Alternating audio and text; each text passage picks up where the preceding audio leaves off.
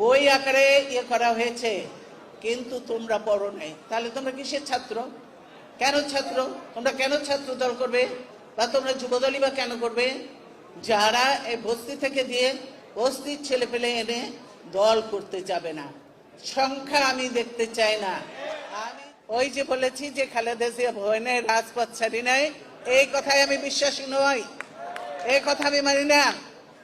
রাজপথে আমি কেন অনেককেই বলবো, আমার নেতাদেরও বলবো যে রাজপথে তখন থাকার কথা থাকে নাই, রাজপথ ছাড়ি নাই বলে ভুল হবে, রাজপথ ছাড়ি নাই বলে ভুল হবে। এই স্লোগানগুলি দয়া করে আর দেবে না। ভালো স্লোগান শেখো, ভালো স্লোগান দাও, তাহলে কাজে দেবে। বুঝেছো? ইলেকশন কমিশনের প্রস্তাবটা, এটা কি তোমরা পড়েছো? সবাই সবাই পড়ো নাই।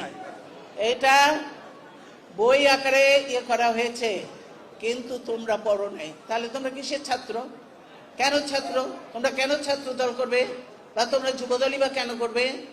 যারা এই বস্তি থেকে দিয়ে বস্তির ছেলে পেলে এনে দল করতে যাবে না।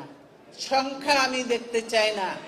আমি দেখতে চাই ভালো ভালো মেরিট দেখতে চাই। আমি সেখানে যে যোগ্য উপযুক্ত ছেলে পেলে আছে কিনা, আমি সেটাই বলেছি।